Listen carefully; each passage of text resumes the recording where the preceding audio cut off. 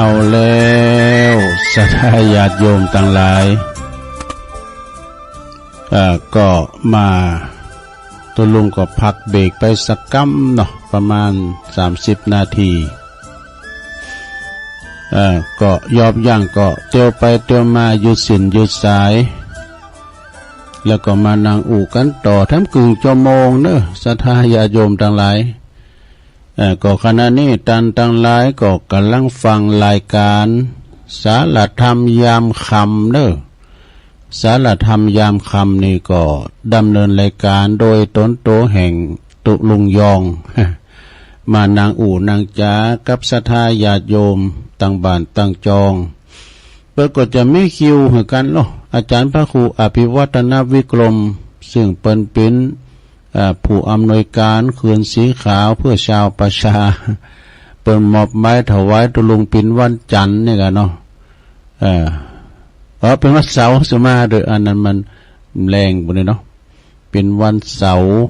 จบจากตุลุงแล้วก็จะไปหมุนคืนไปไหนฟังรายการธรรมะเพื่อชีวีของอาจารย์ท่านพระครูปริยัติรัตนโชติอาจารย์ท่านพระมหาเสาแก้วเปิ้นก็จะมาออกรายการนำน้องๆเนาะยุวชนเปิ้นจะมาสวดมนต์แปลให้ศรัทธาได้ฟังเนาะขอทานเนอะเปิ้นก็สวดมนต์แปลนี่โตเปิ้นอันเข้ากันหล่องๆเนอะนี่เปิ้นฝึกคนเนาะศรัทธาแล้วก็น้องๆเปิ้นลูกศิษย์ลูกตัวน้อยๆเปิ้นน่ะโตเปิ้นฮู้การน่ะวันนั้นไปที่พุทธมณฑลเปิ้นไปวางศิลาฤกษ์พุทธมณฑลเอาละอ่อนไปเสิร์ฟน้ำเนี่ยไปเสิร์ฟน้ำจะดีนะอันนี้ก็ละอ่อนเปิ้นก็เข้าใจเนาะเนี่ยเปิ้นว่าลูกศิษย์จะดีก็จุติไขโยมยุ่มใจอยู่ที่อันครูบาอาจารย์เนี่ยเนาะศรัทธามาปบมาปะกันเนาะบางพองก็กินข้าวน้ำข้าวแรงกันแล้วเรียบร้อยก็มาฟังรายการกันต่อไปมันจะมีถึงวันเสาร์วันตั้งแต่วันติดถึงวันจันทร์หมดแล้วเนาะถึงวันเสาร์ก็เพิ่นก็มีสลับซับเปลี่ยนกันไปครูบาอาจารย์ก็มาออกรายการตุลุงฟังกุศลน่ะเปิ้นออกเฮาฟังกันเฮาออกไปจะฟังฮู้กับเปิ้นตุลุงในฟังไอ้กุศลกูองค์อ่ะเนาะศรัทธาเฮาก็เอาแนวเพิ่นพาอันครูบาอาจารย์ตุนี่ก็ดีแต่เนาะนะเฮาก็เอามาเป็นตัวอย่างกะเนาะเป็นเนติแบบอย่างกันไปตัวอย่างที่ดีนะศรัทธาญาติโยมแต่เจ้าก็ฟังกันไปแล้วธรรมะบรรยายนะธรรมะบรรยายณโอกาสบัดนี้นะตุลุงก็เอาเก่าพองใหม่พองมาสะอาดผสมผสานกันไปศรัทธานะเอามาเป็นกูเป็นกีมกันอันนี้ก็ทำอย่างนึงเลย9นิสัยที่ใครๆก็รักนี่มันมีเก่าอย่างมีเยอะมั้ย1มีน้ำใจเสมอหูจักแบ่งปันคุณเฮานี่การแบ่งปันนี่แบ่งปันน้ำใจด้วยหรอนะการเฮามีจิตใจเฟ้ออบอ้อมอารีนี่เฮาก็มีจิตใจที่จะเอาปันเบิ่นมีหยังก็จะแนกไว้กินคนเดียวนี่นะศรัทธาอันนี้เฮาคิดว่าเอาใจเปิ้นมาใส่ใจโตกันเฮามีหยังกินเฮาก็ใครอยากกินข้าวแต่เด้อนี่แล้ววันนี้เฮาอิ่มแล้วเขาไม่กินเขาก็ได้อยากอย่างเมื่อเฮาอยากเนี่ยแปลว่าเอาใจเปิ้นมาใส่ใจโตเนาะแบ่งบายหากันฮู้จักแบ่งปันน้ำจิตน้ำใจแบ่งของแบ่งข้าวแบ่งอะไรหยังให้เปิ้นที่หิวโหยให้เปิ้นกินอิ่มกำอิ่มแล้วก็สุขใจสุขถึงเปิ้นถึงเฮาก็ว่าเปิ้นบ่หิวแล้วเอาไปให้เปิ้นเนี่ยเอาแบ่งน้ำใจให้เปิ้นเปิ้นบ่ควางให้บ่ก็ใจตกหั่นแล้วข้อที่2หลงฮู้จักการให้อภัยและก็ให้โอกาสอันนี้สำคัญให้อภัยกันนี่นะให้อภัยมันเถอะถึงแม้ว่ามันผิดไปแล้วแต่มันกลับอกกลับใจให้อภัยแล้วก็ให้โอกาสมันไปพอแล้วมันจะเหมือนเก่าเหมือนเดิมไปอูดนานมันเคยดีด ขึ้นว่านะเนาะก็จะได้ก็ตามได้ให้โอกาสมันก่อนเนาะอาจจะกับกับโตได้เนาะให้อภัย อภัยเนี่ยนะจังมันเตออีนะโตมันดึงสุดยอดละบางพองเนี่ยมันเกิดฮอนมันเยงเฮาดูเกิดฮอนมันปั๊บมันไหมเฮาดูเฮาเอาควายไปเข้าสวนมันนาทีก็อ้อมซ้อมกันได้กะอันนี้เอาไปขึ้นบันแกเสียงมัน300มันปั๊บเฮาไหวมันนึกค้ำใจอยู่หั่นน่ะข้อที่3อูจาไพเราะนี่เรียกว่าปิยวาจาอู่มนจ้าหวานอู่หือเปิ้นฮักก็ยากนักจักวังเน้อกันอู่หือเปิ้นจังกำเดียวก็ได้ก็อ่อนน้อมถ่อมตนซะนะอู่หือเปิ้นนั้นจะไปอู่ดังนะจะไปอู่ดังก้อยอู่ก้อยจ้าเนี่ยครับผมตีนอ่อนมืออ่อนไหวเข้าไปเด้อนะแล้วก็ฮู้จักกาลเทศะโดยกาลเวลาเทศะที่จะอู่เพิ่นกำลังกินข้าวก็ยี่หันนี่ท่มว่าในกินสุ่มต้องนี่มวนต้องลุงต้องมันไปปึงมันได้เพิ่นกินข้าวแล้วมาอู่เรื่องลุงต้องนี่น่ะเนาะลุต้องอันนี้บ่ฮู้กาลเทศะข้อที่4นะลงเด้อทำตัวเรียบง่ายไม่เจ้ายศเจ้าอย่างเฮานี่จะฮื้อก็ได้นะจะได้ก็ได้มียศมีฐามียศเจ้ายศเจ้าอย่างเงี้ยเรียบง่ายนะเอาเป็นกันเองนะอันนี้ก็เรียบง่ายข้อที่5เปิ้นว่ารับฟังผู้อื่นบ่หลงตัวเองเนี่ยไปเอาใจตัวเองเป็นใหญ่กะนะเปิ้นเรียกว่าตามอำเภอน้ำใจนี่เป็นอำเภอนั่นแหละเยี่ยงยังตามใจอำเภอตัวเก่านี่เฮาก็เอาใจเปิ้นมาใส่ใจตัวรับฟังข้อคิดข้อเสนอเหตุผลของคนอื่นพองจะไปเอาตัวเก่าว่าเนาะข้อที่6ชื่นชมและก็ให้เกียรติผู้อื่นเสมอเนี่ยให้เกียรติเพิ่นกันเนาะศรัทธาญาติโยมนะจำเตือนเนี่ยผลนำเฮามาเนี่ยวันนี้นะคุณก็หลงก็หลายแต่เด้อผู้นำเฮามาเนี่ยก็เดี๋ยวเฮาให้เกียรติเพิ่นมาจิตเตเนาะนะต่อไปขอเชิญปอหลวงบ้านเฮาเด้อได้มาจุดธูปจุดเทียนบูชาพระรัตนตรัยนะเฮาให้เกียรติกันเนาะอันนี้ไตสุดท้ายเนาะไตทอดเรียกว่าทอดผ้าไตรมหาบางสุกุลก็ขอเชิญปอหลวงเฮาเนี่ยไตปิดเด้อนะเนาะอันนี้หมายก็ว่าให้เกียรติเพิ่นอยู่เสมอข้อที่7ฮู้สึกขอบคุณแล้วก็ซาบซึ้งในน้ำจิตน้ำใจเปิ้นให้เกียรติมางานเฮาก็ซาบซึ้งน้ำอกน้ำใจได้แต่เปิ้นมางานเฮาเนี่ยร่มแจ่มแห้มดีนะระดับเฮาว่ามกแห้มดีนี่ให้เปิ้นมาก็เนี่ยเปิ้นมางานเฮาดีอกดีใจซาบซึ้งน้ำใจเปิ้นนี่นะเนาะข้อที่8ไม่เอาเปรียบใครรู้จักตอบแทนน้ำใจแน่คุณเฮาเนี่ยมันต้องมีการตอบแทนกันเนาะซะนะเนาะน้ำจิตน้ำใจนี่เปรียบเหมือนกับน้ำติบเนอะชะลมน้ำจิตน้ำใจเฮาก็ตอบแทนเปิ้นนะตอบแทนด้วยน้ำใจไมตรีอันดีงามข้อที่9สุดท้ายขอโทษเมื่อเฮาทำผิดนะแล้วก็แก้ไขตัวเองเนอะให้เกียรติผู้อื่นเสมอนี่จบลงไปซะนะ9นิสัยที่ใครๆก็รักนี่ก็จดลงไปขออนุโมทนาเด้อที่เพิ่นส่งมาตามอินเทอร์เน็ตอันนี้ทำอย่างนี้ก็เน็ตเหมือนกันเด้อซะนะเน็ตหยังดูก็เน็ตกินขาดูลงนี่สั่นภาพอินเทอร์เน็ตมหาเสถียรนะขามันเสถียรเอ้ยแพทย์จีนเนี่ยหมอจีนเนี่ยเปิ้นก็แนะนำว่าเนาะยาพิเศษแต่ๆเนื้อนี่นะการผสมยาเป็นจะได้ระวังเด้อเพราะว่ายาพิเศษ1ยาป้องกันโรคดีที่สุดก็คือเดินเป็นประจำนะคือมีร่างกายแข็งแรงนี่นะเดินเป็นประจำป้องกันโรคได้ทุกชนิดเห็นดูเตียวนี่เป็นการออกกำลังกายกำลังแข็งกำลังขาโดยตรงกันข้ามที่คุณในกินแล้วก่อนนอนกินแล้วก่อนนอนแต่เป็นงอยเอาหือใดเนอะต้องยกย้ายมาทำการทำงานออกเตี้ยวออกยางให้พองข้อที่2นะลนนะยาอายุ อายุวัฒนะนะที่ดีก็คือการหัวเราะอย่างอารมณ์ดีเนี่ยยาอายุวัฒนะที่ดีก็คือการไข่โหนะอย่างอารมณ์ดีนะเราเนี่ยไข่โหนะปะรู้กันเฮาไข่โหเนี่ยอารมณ์เฮาดีหรอมีคำขันอย่างต่างๆไข่โหแต่ไปไข่โหวันคำนะเราเนี่ยบนน้ำผสมโซนปุ้งบนนะเอาไข่โหเป็นเตอเอากะแล้วก็ข้อที่3ยาเสริมความงามที่ดีที่สุดที่ดีมากก็คือการนอนต้มผูกดินชักปากกระตอนเลยกะจะนอนเสริมความงาม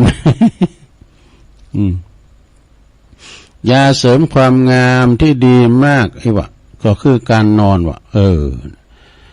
ข้อที่4อันนี้เป็นตำราแพทย์จีนได้เป็นแนะนำนะข้อที่4ยาชูกำลังที่ดีก็คือการแช่เท้าด้วยน้ำอุ่นเป็นประจำเนี่ยสมมติได้ลงเอาตีนในไปแช่น้ำอุ่นวะเป็นประจำวะจะทำให้ชูกำลังให้ดอกยาชูกำลังที่ดีก็คือการแช่เท้าด้วยน้ำอุ่นเป็นประจำนี่ข้อที่5ลงย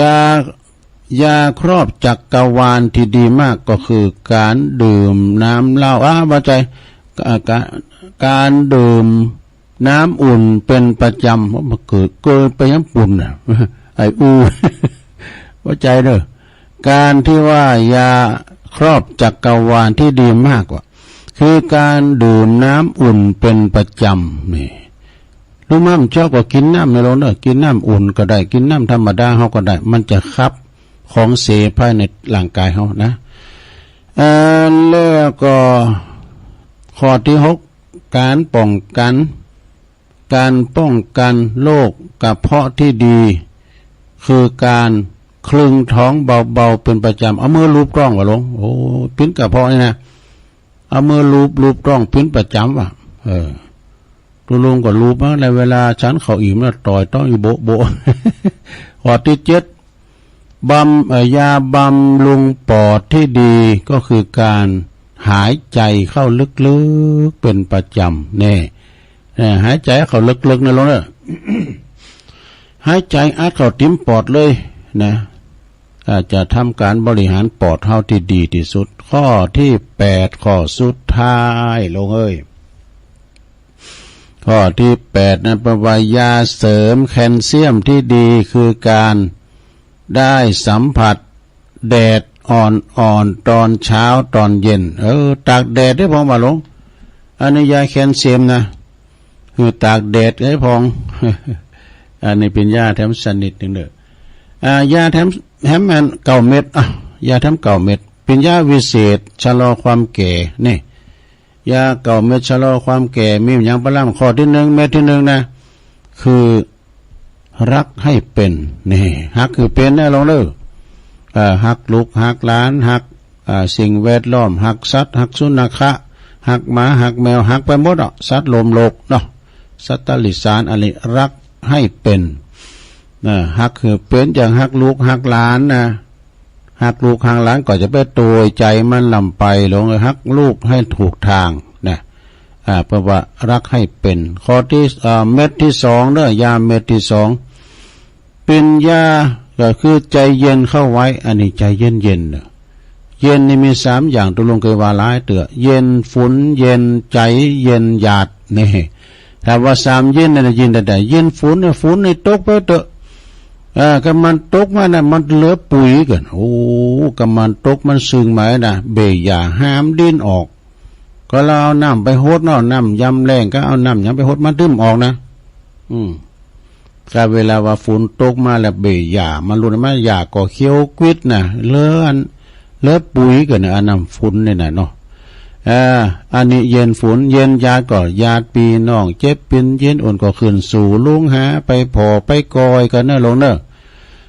ไปพอแล้วมันเจ็บมันปีมาหลายมื้อแล้วว่าน่ะก็มันอาการบ่ดีก็สู่ห้องยากันไปสู่เขาไปนิ่งดูได้ไปพอกันปีกันน้องกัน มันจะปีนจะน้องก็ตามเด้อนะได้ช่วยกันเพิ่นลมโลกันนั่นน่ะเนี่ยเพิ่นว่าเย็นญาติแล้วก็เย็นใจอันนี้ก็ได้นะ ใจเย็นเย็นใจเย็นเข้าไว้ถ้าเฮาใจเย็นนะโอ้มันตึงขันติคือใจเย็นไว้พอเม็ดที่สามเด้อเม็ดที่สามคลายวิตกคลายวิตกกังวลจะไปกึดเนี่ยสิ่งที่มันยังมาถึงจะไปกึดมาเจอนะการมันมาแล้วมันจะเกิดก็คือมันเกิดเนาะมันต้องไปกึดอย่างนั้นเนาะเพราะว่ามันเกิดไปแล้วก็มันแก้ไขไม่ได้ก็จะมาเถอะเนาะสิ่งใดจะเกิดก็คือมันเกิดไปยาเม็ดที่สี่พกอารมณ์ขันไข่โหงายคุณสินตื่นนู่นที่มันไข่โหงายนะยักหน่อยก็ไข่โหไอ้น่ะมันสั้นหน่อยก็ไข่โหบางคนในเสือยิ้มอยากนะแปลว่าไข่โหแต่ยิ้มก็ยั่งยิ้มเหมือนกันนะหน้ากึกมึกไว้นะตู้หน้ากำงานไปขับไปไก่มาเนอะ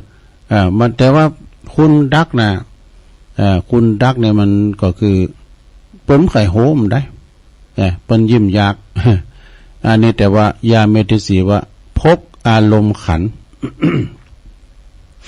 คุณเอาถึงวันในการไข่โหเนี่ยหนักเกเนี่ยเขาไข่โหพกอารมณ์ขันให้พองอาจจะไปเขียนคุณห้อมเดี๋ยวนี้มันเขตกันนะสถาญาติโยมทั้งหลายเขตกับขอบโคเขตกับหยังต่างๆเนาะกับลูกกับหลานพองเขตกับขอบโคในบ้านเขตกับหนีกับสินกับพยาธิอัมปาดเบ็ดเบ้นเฮาเองน่ะมันก็เขตเหมือนกันเด้อยาเม็ดที่ห้านี่ก็คือมันฝึกกายจิตเนอะมันฝึกกายจิตก็คือหมายความว่าเฮาก่อนเจริญเมตตาภาวนาในกันเนาะกายกับจิตเนี่ยฝึกไว้นะก่อนรับก่อนนอนก็เจริญเมตตาภาวนาไปพองไอ้กะยาเม็ดที่ห้ามันมีเก่าเม็ดกันแล้วเนาะมันฝึกกายยาเม็ดที่ห้ามันฝึกกายจิตเม็ดที่หกเด้อยาเม็ดที่หกคิดทันสมัยเนี่ยคือเนี่ยมันทันสมัยจะไปถอยหลังลุงคลองคือเนี่ยมันแทนสมัยพอกับไปกืดกันน่ะแข้งหัวเข่าบนว่าคุณเฒ่าว่าจะไปกึดแสนจะไปกึดมอกหน้าแข้งหัวเข่ากึดไปยาวๆไอ้วะเนาะกึดเนี่ยมันเต้นสมัยเปิ้นนี่นะจะไปดึกดำบรรเป็นเต่าล้านปีนี่นะเนาะเม็ดที่เจ็ดยาเม็ดที่เจ็ดรู้จักให้อภัยนี่ยำเจ้านะเนาะอภัยยกตัวเปิ้นเสมอนะเปิ้นว่าฮ้อนว่าให้ก็บ่มีอารมณ์โกรธเกลียดก็คือหมายความว่าอภัยเปิ้นตลอดเวลาเองนะเนาะต่อไปเป็นเม็ดที่แปดเนื้อยาเม็ดที่แปดเข้าใจคนอื่นเข้าใจคนอื่นพองนะสถาจะไปเอาใจตัวเก่าว่าสุดท้ายยาเม็ดที่เก้าอย่าฝืนความจริงอย่าฝืนความจริงจะไปฝืนความจริงเนอะเม็ดที่สิบมีสิบก็ยาเม็ดที่สิบสงบนิ่งให้เป็นมี10 เม็ดหรอกนะสงบนิ่งให้เป็นก็สงบไว้เนอะสถาญาติโยมทั้งหลายอันนี้ก็เป็นเคล็ดลับเป็นยาวิเศษให้สถาได้ฟังกันเนอะปีหืนน้องสถานาบุญเฮา ต่อไปตัวลงจะได้ประกาศข่าวสารงานบุญเพิ่มเติมเนาะส่งไปทางพี่น้องทางเวงป่าเป่า